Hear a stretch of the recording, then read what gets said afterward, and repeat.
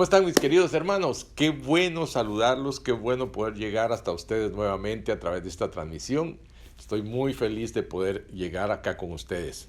Quiero decirles que tengo una palabra para poder animar sus corazones con este principio del día de hoy y tiene que ver con la esperanza. Dice en el libro de Job, capítulo 11, versículo 18, entonces confiarás porque hay esperanza, mirarás alrededor y te acostarás seguro.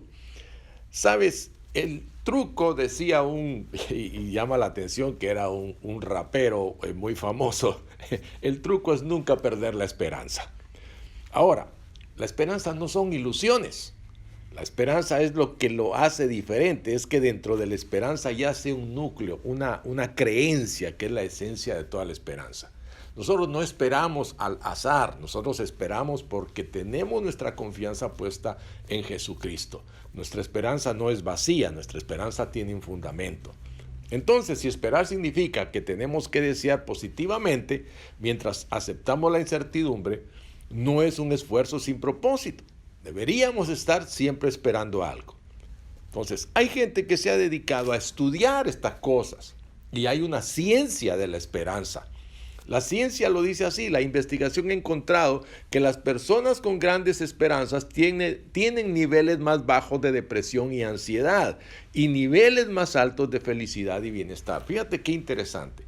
Cuando tú tienes una esperanza y esa esperanza está fundamentada en una creencia fuerte en Jesucristo, tus niveles de depresión empiezan a desaparecer y tus niveles de ansiedad empiezan a desaparecer y tus niveles de bienestar comienzan a subir. Dice Shane López, un investigador líder en esperanza, él dice, la creencia de que el futuro será mejor que el presente junto con la creencia de que usted tiene el poder para hacerlo realidad. Así define él la esperanza, como esta creencia que el futuro será mejor que el presente. Eso es esperanza. Ahora, él dice que para esperar con éxito y por lo tanto eliminar algunos grados de incertidumbre, debemos comenzar con estas 4 creencias centrales. Número 1, el futuro será mejor que el presente. Número 2, tú tienes la capacidad de mejorarlo.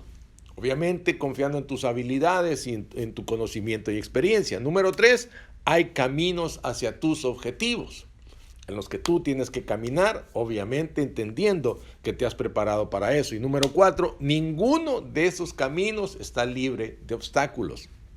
Esto es muy importante. Muchas veces la gente piensa que porque ya está caminando hacia algo no va a encontrar obstáculos. Los obstáculos son parte de la vida.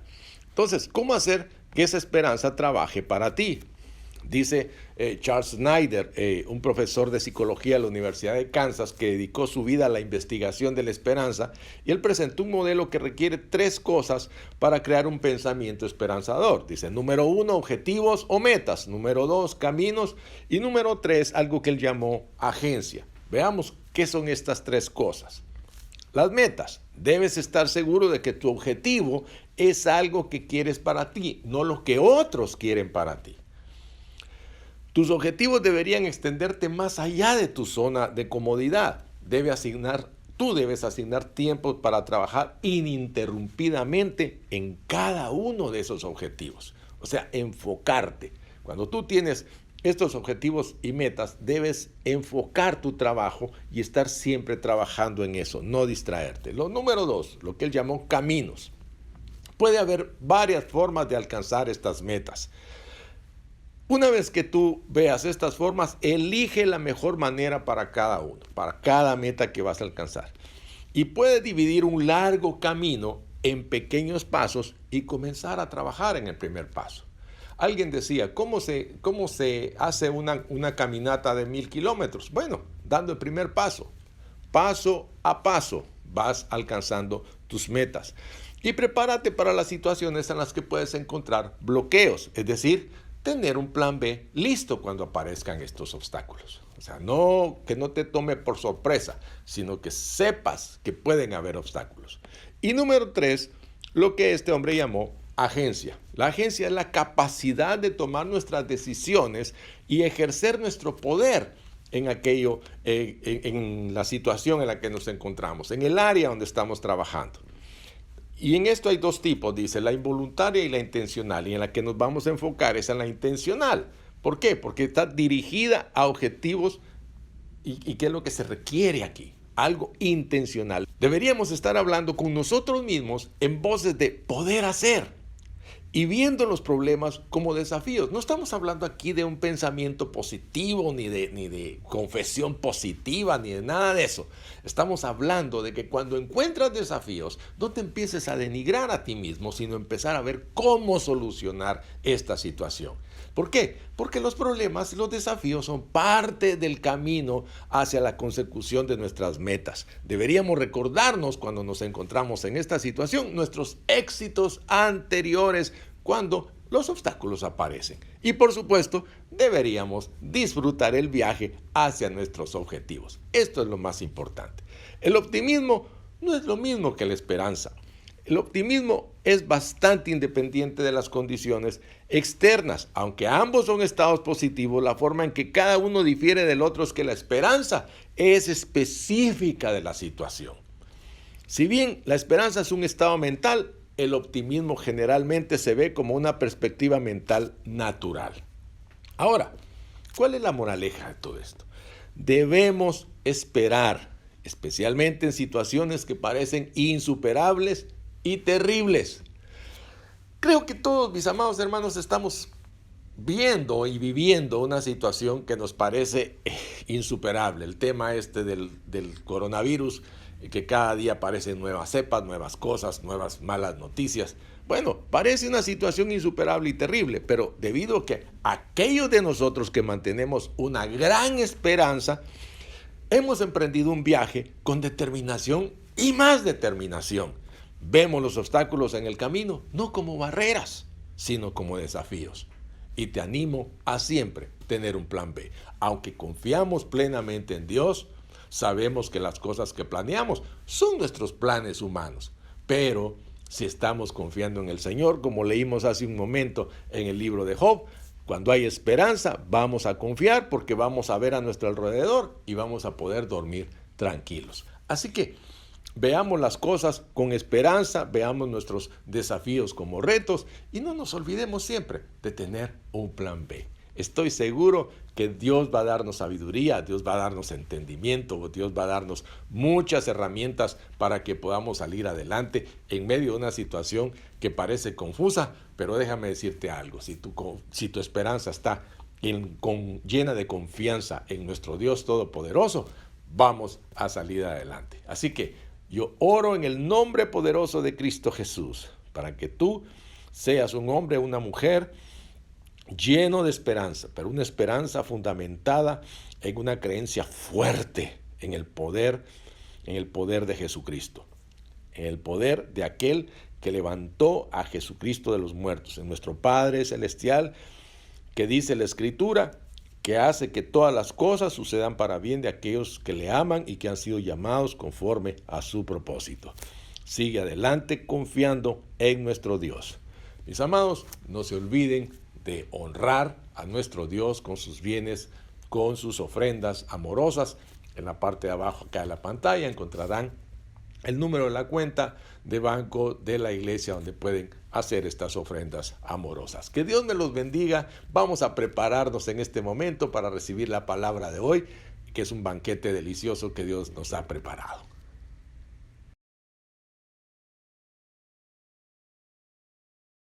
Bien, mis amados hermanos, vamos a la palabra del Señor del día de hoy y vamos a encontrarla en la carta a los Efesios que hemos estado viendo todo este tiempo y vamos a ir directamente al capítulo 4, los versículos del 1 al 6, donde nos vamos a centrar el día de hoy. El punto central del mensaje de hoy es: cuando andes de una manera digna del llamamiento, serás como Cristo y la gente lo va a notar. No tendrás que llevar una placa, no tendrás que llevar una bandera, no tendrás que llevar un símbolo. Vas a caminar por el camino y los demás no podrán negarlo. Esto es lo que nos está diciendo el apóstol Pablo en este pasaje. La mayoría de las cartas de Pablo contienen podríamos llamarle una bisagra, un punto en el que pasa de lo teórico a lo práctico. Es algo que he estado compartiendo con algunos de los discípulos. Y él va de los principios a la aplicación. A menudo Pablo señaló este cambio de dirección con las palabras por lo tanto, así como comienza en esta traducción, en la nueva traducción viviente, así comienza este capítulo 4, de la misma manera que comienza en Romanos 12.1, Gálatas 5.1 y Colosenses 3.1. De esta manera, cuando él llega de explicar los principios y de darlos a conocer, ahora dice por lo tanto. ¿Por qué? Porque vamos a entrar a una nueva parte. De acuerdo con el patrón de Pablo, la primera palabra que encontramos, esta por lo tanto, es el punto de inflexión de la carta. Quiere decir que aquí vamos a empezar a ver no algo diferente, sino el efecto de conocer estos principios. En la primera mitad de Efesios nos quedamos asombrados cuando Pablo reveló una multitud de maravillas teológicas. Por ejemplo, nuestra adopción como hijos de Dios, la esperanza de nuestra herencia, el gobierno glorioso de Cristo, la generosa gracia de Dios, nuestra reconciliación con Dios y la unidad de unos con otros en la familia de Dios y el amor incomparable del Señor. Hemos aprendido mucho sobre nuestras bendiciones espirituales en Cristo hasta acá. Ahora, al comenzar la segunda mitad de la carta de Pablo, es hora de levantarse y salir por la puerta que dice, por tanto. Nos espera una gran aventura mientras Pablo nos guía a través de los giros y vueltas de la vida de la iglesia. El matrimonio, las relaciones familiares, el trabajo, incluso las batallas espirituales son las que Él nos va a mostrar que tenemos y en las cuales nos vamos a fundamentar en todo lo que nos enseñó en la primera parte. El camino de nuestros peregrinos avanza hasta donde alcanza la vista. Tú te paras aquí en el capítulo 4, versículo 1 y miras hacia el final de la carta y es un avance del camino, todo el camino hacia la casa, nuestra casa con el Señor. ¿Estamos listos? Pregunto, para emprender este camino. Atamos nuestras botas, cargamos nuestras mochilas, nos preparamos, abrimos la puerta y emprendemos el viaje, iluminados por la luz de la gracia de Dios. Es el momento, mis amados hermanos, ya que aprendimos cuáles son las bendiciones, es el momento, repito, de llevar a la práctica todas estas bendiciones con una vida que le dé la gloria a Dios. Vamos a orar. Amado Padre Celestial, te damos gracias. Bendecimos tu santo nombre, Señor, y hoy te rogamos que el poder que levantó a Jesucristo de entre los muertos, el poder del Espíritu Santo nos auxilie para llevar a la práctica, Señor, todo esto que en esta carta vamos a aprender, que el apóstol Pablo dirigió a los hermanos efesios, pero que sabemos que está dirigido directamente a nosotros, para que seamos luz en medio de las tinieblas de este mundo. Te rogamos en el nombre de Cristo, que nuestros entendimientos sean abiertos, Señor, que nos sea dado espíritu de sabiduría y de revelación para entender, para concebir, para comprender y para llevar a la práctica todo lo que oigamos, Señor, en el nombre poderoso de Cristo Jesús. Amén y amén.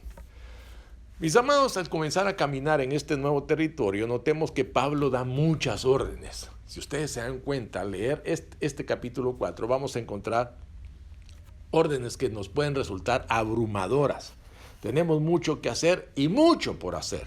Ahora, recordemos que nuestros recursos son limitados, pero los recursos de Dios son ilimitados. Él nos dará la fuerza interior a través de su Espíritu, como dice el capítulo 3, versículo 16. La clave para sobrevivir en el camino es la dependencia paso a paso, momento a momento del Espíritu Santo para fortalecer y guiarnos. Al comenzar este viaje hacia la vida cristiana práctica, confiesa tu necesidad de que su poder te transforme de adentro hacia afuera y haga a través de ti lo que no puedes hacer por tu cuenta. Una de las principales características del Evangelio, mis amados hermanos, es que trabaja de adentro hacia afuera. Todo lo que trabaja de afuera hacia adentro es religión. Deja que el poder del Espíritu Santo trabaje en ti para la gloria del Padre. Dice, voy a leer el pasaje que consideramos para el día de hoy. Por lo tanto, dice, yo que estoy preso por causa del Señor, les ruego que vivan como es digno del llamamiento que han recibido, que sean humildes y mansos, y tolerantes y pacientes, unos con otros en amor.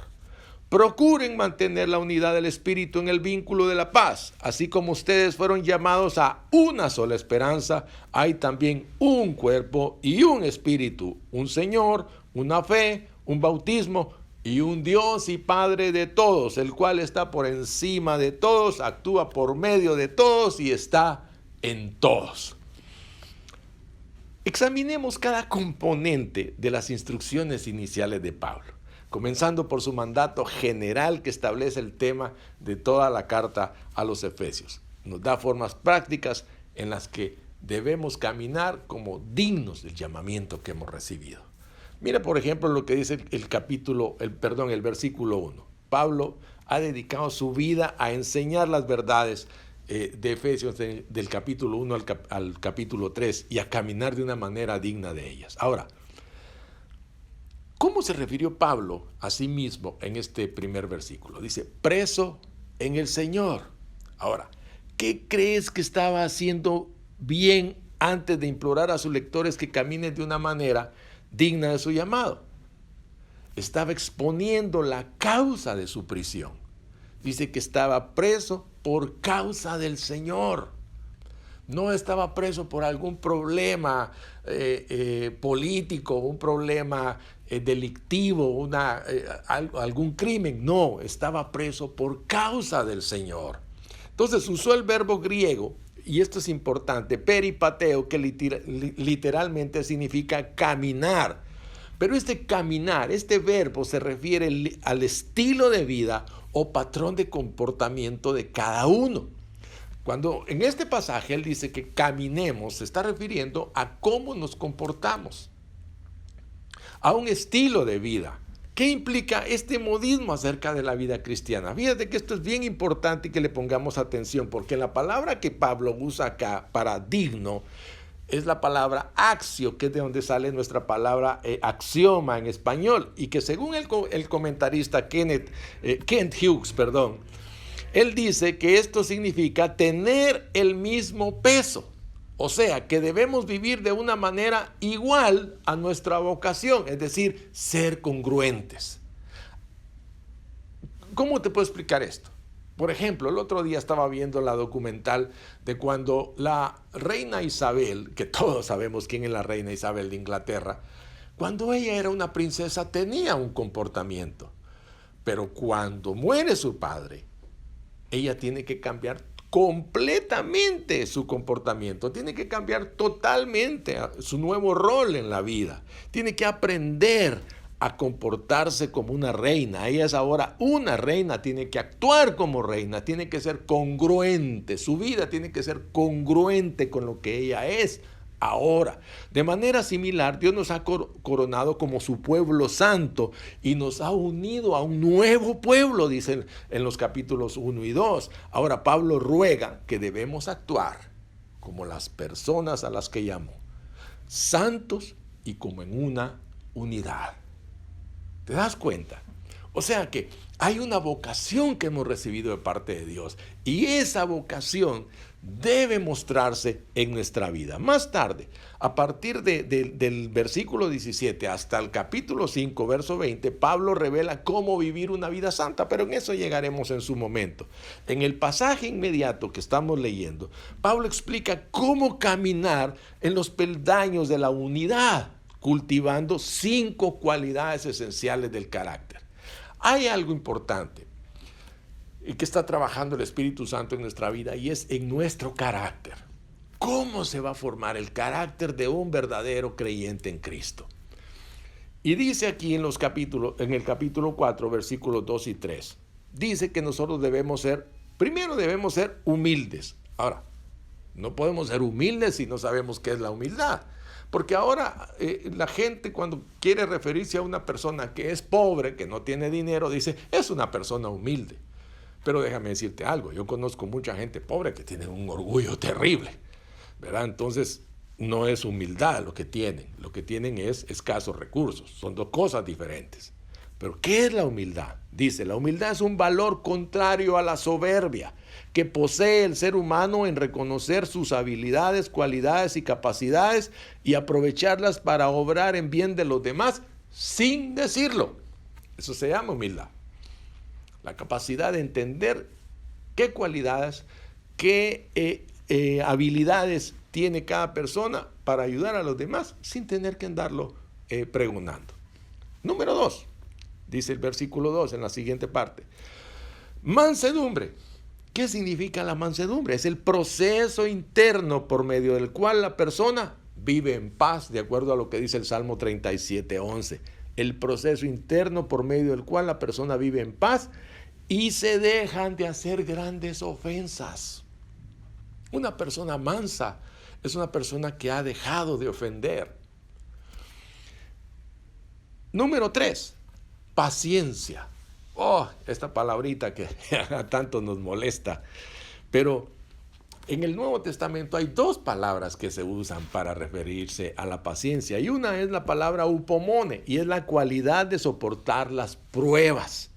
Los que poseen esta virtud están libres de cobardía y de desaliento. Simplemente son los que pasan las pruebas con entereza, con valor y salen de ellas transformados. Y la otra palabra es macrotumia, y es una actitud con respecto a las personas. La paciencia es una faceta del fruto del Espíritu, lo que en la traducción llama longanimidad.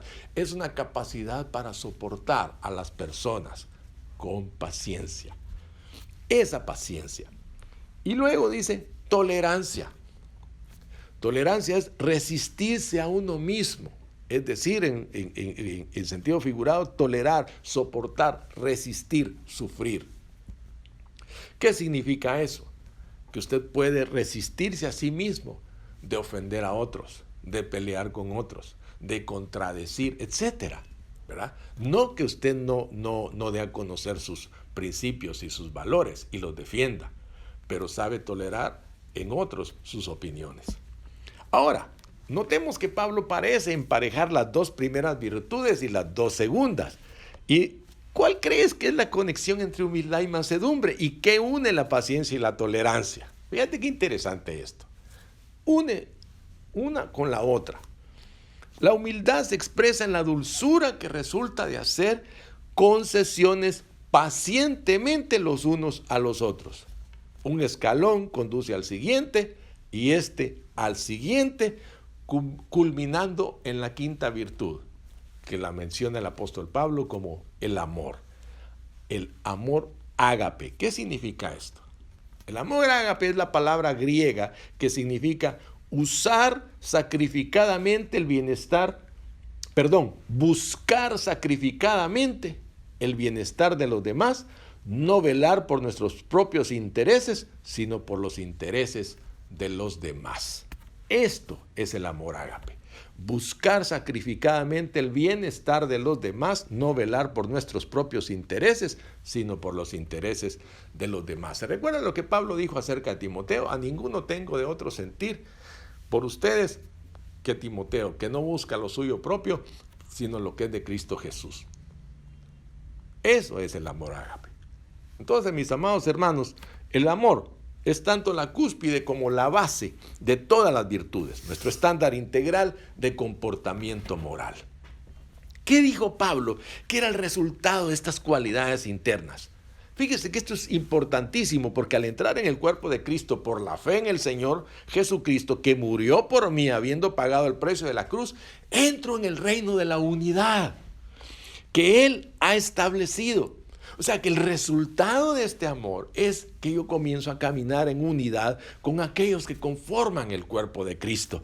Eso es lo que quiere para su cuerpo el Señor. Entonces el apóstol implora a los ministros, a los miembros de la congregación, a los creyentes, jóvenes, ancianos, a todos por igual, y nos dice: depongan las armas, no se peleen más, vamos a armarnos de la paz y vamos a convivir y a buscar el propósito de Dios. Entonces, ¿por qué caminamos en unidad?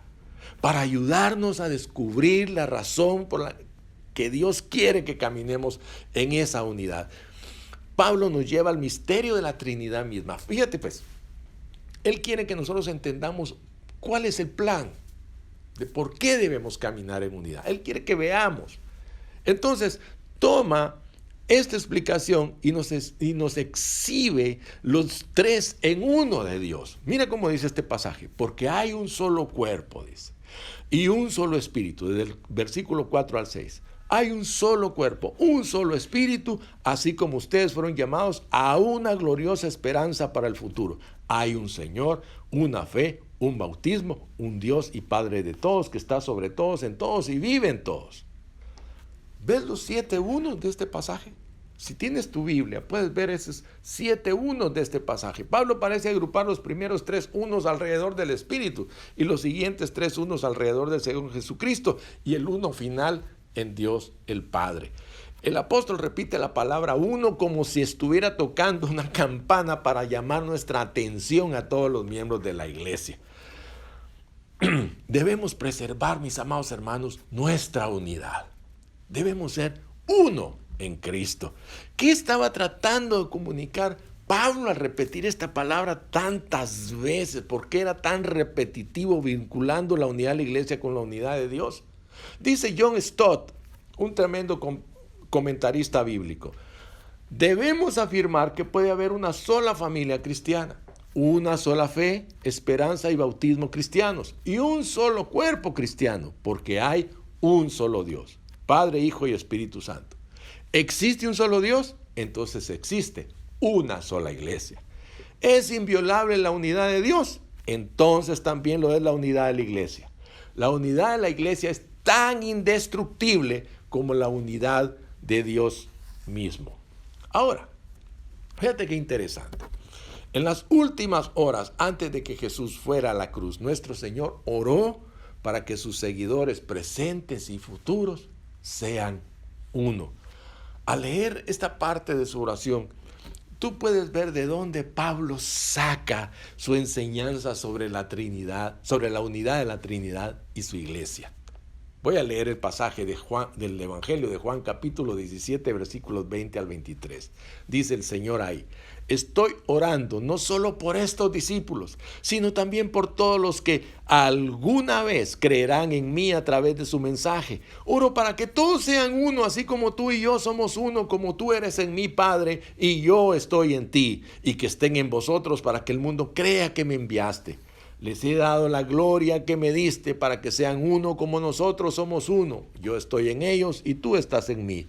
Que experimenten una unidad tan perfecta que el mundo sepa que tú me enviaste y que los amas tanto como a mí. Porque somos uno con Cristo. Quien es uno con el Padre, entonces somos uno con los demás. Podríamos decir, mis amados hermanos, que la unidad está en nuestro ADN espiritual, que la unidad es parte de lo que somos, que la búsqueda de ser uno es lo que somos, fluye en las venas de nuestra familia celestial. Si no, date cuenta cuando nos encontramos, ¿qué es lo primero que queremos? ¿Por qué anhelamos tanto volver a estar juntos? Porque queremos sentir esa unidad. A pesar de que tenemos tanto tiempo de no estar juntos en un solo lugar, cuando nos vemos pareciera que fue ayer el último día que nos vimos. ¿Qué impacto, dijo Jesús, que tendría esta característica en los que están fuera de la familia? El mundo, dice, reconocerá que somos seguidores de Cristo porque mostramos la marca que identifica a nuestro Salvador, su amor. El vínculo de la paz se asegura cuando trabajamos en armonía unos con otros, cuando permitimos que el amor fluya libremente y cuando perdonamos rápidamente. El testimonio más poderoso que puede demostrar una iglesia es la unidad. No creas que el mundo no lo ve. No creas que la gente no se da cuenta. Les sorprende cuando ven una iglesia verdaderamente feliz, cuando ven una iglesia de cualquier tamaño trabajando en armonía. No se me olvida nunca, hace algunos años hicimos un video que se llamaba La Familia Feliz, donde salíamos todos los miembros de la iglesia usando una canción que se hizo famosa en ese tiempo, que se llamaba Happy, y donde salíamos todos juntos celebrando en la calle y saltando y bailando con esta canción, diciéndole al mundo que somos una familia unida y feliz. Y una hermana que ya no está con nosotros porque tuvo que viajar a otro país, le enseñó este video a compañeros de trabajo. Ellos no lo podían creer. No podían creer que fuéramos tan unidos y tan felices. Decía, esta es tu iglesia, yo quiero ir a esa iglesia. Se ve que todos están tan unidos. ¿Por qué? Porque la gente nota eso. Entonces, nosotros debemos vivir en unidad porque Dios nos ha llamado, mis amados hermanos, a una vida inigualable. Mira estos detalles. Nos ha dado paz en lugar de hostilidad. Nos ha dado gracia en lugar de exigencias rígidas. Nos ha dado amabilidad en lugar de dureza. Nos ha dado compañerismo enriquecedor en lugar de una lucha solitaria. Todas estas buenas y hermosas cualidades, mis amados hermanos, marcan el camino que tenemos por delante. Pero esta belleza no es superficial. ¿Por qué? Porque es el resplandor externo que irradia las virtudes internas de la iglesia, que son la humildad, la mansedumbre, la paciencia, la tolerancia y sobre todo el amor que tenemos. Desarrollemos estas virtudes en nuestros hermanos, en los miembros de nuestra iglesia y tendremos una unidad llamativa. ¿Cuáles de estas cualidades de carácter te gustaría que Cristo desarrollara en tu espíritu? Quiero decirte algo. Cuando la gente ve lo contrario a esto en nuestras vidas, se decepciona y no quiere saber nada de Cristo. ¿Por qué?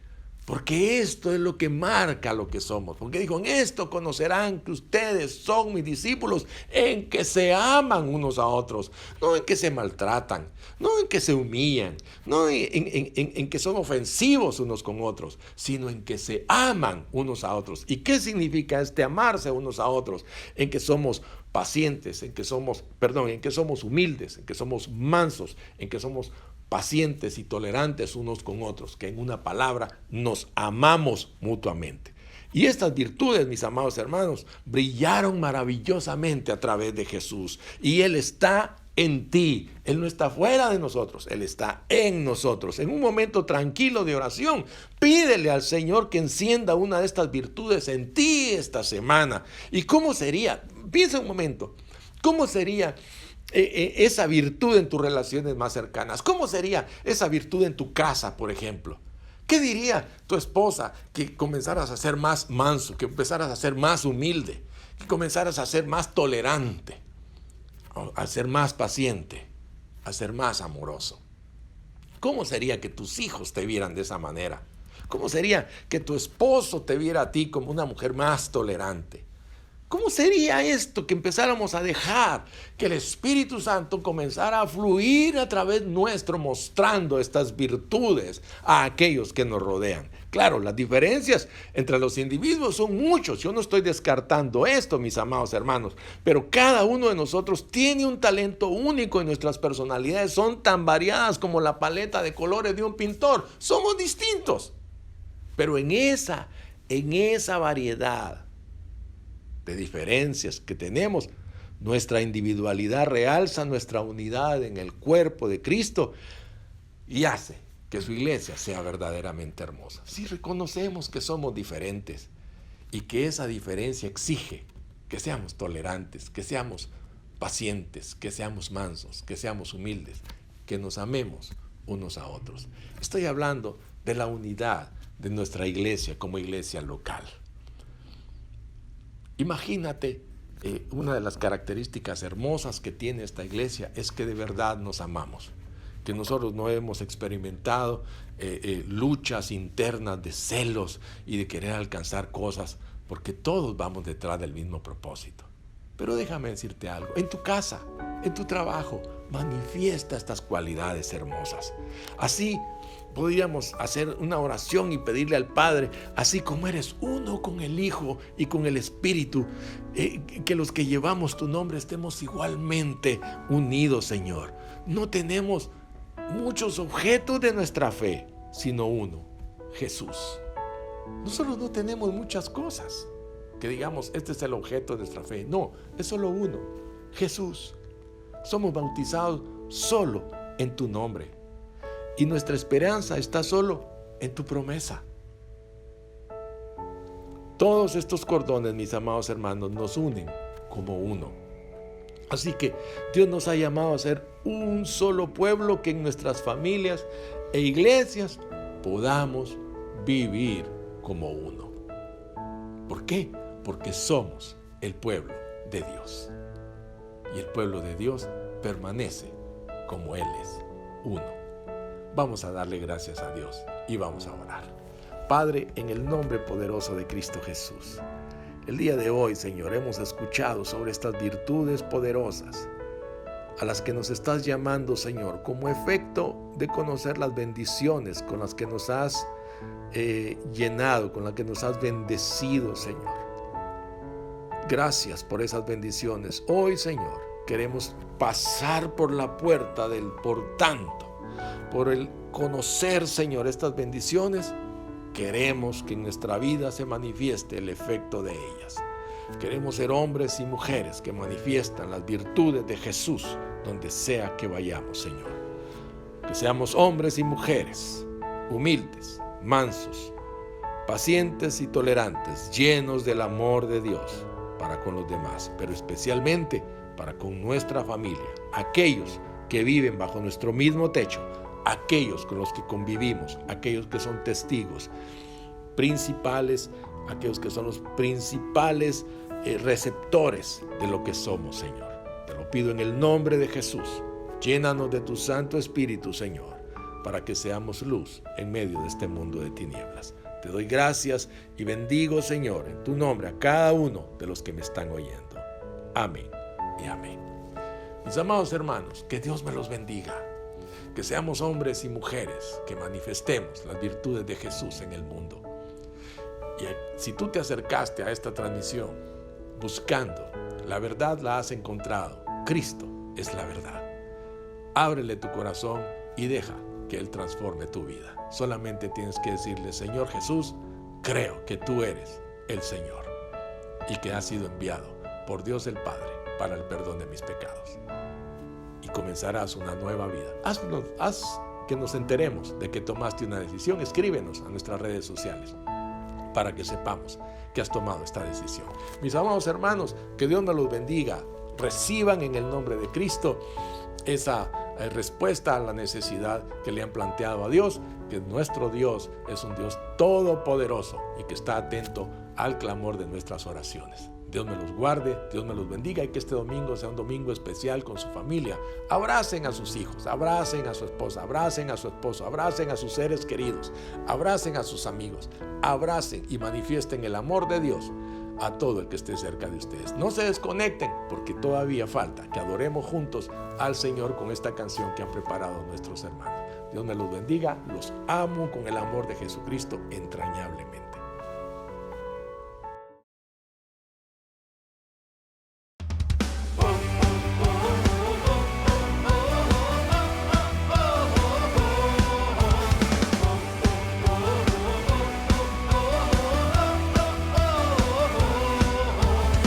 Perdonados, cantamos tu redención, con fuego en el corazón, con fuego en el corazón. Nada nos detiene, vencemos la oscuridad, con fuego en el corazón, con fuego en el corazón. Dilo conmigo, somos libres. Somos libres, una generación que tu gracia, eres aquel en quien nos movemos, tuya es la gloria. Hay un fuego que arde en el corazón, que nunca se apagará. Somos libres y tuya es la gloria.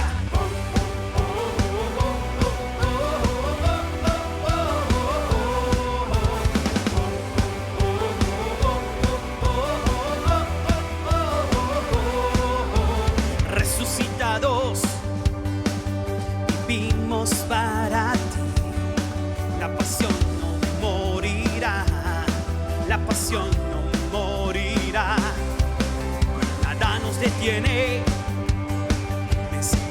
la oscuridad, la pasión no morirá, la pasión no morirá. Somos libres, una generación que canta tu gracia. Eres aquel en quien nos movemos, tuya es la gloria. Hay un fuego que arde en el corazón, que nunca se apagará. Somos libres, tuya es la gloria.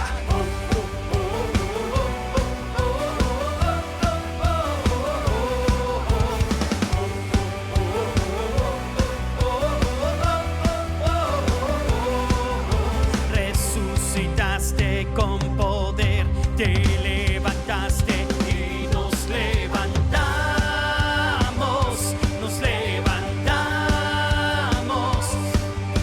hacia el mundo que tú amas. Caminaremos y nos levantamos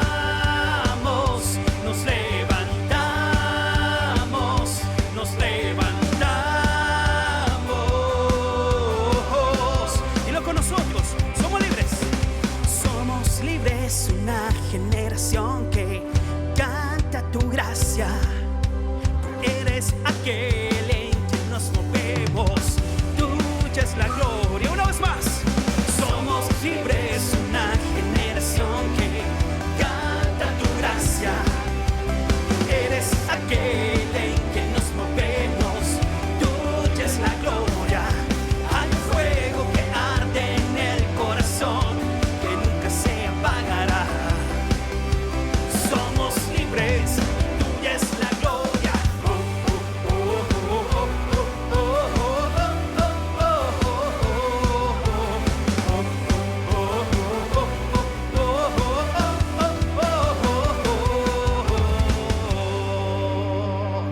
Amén.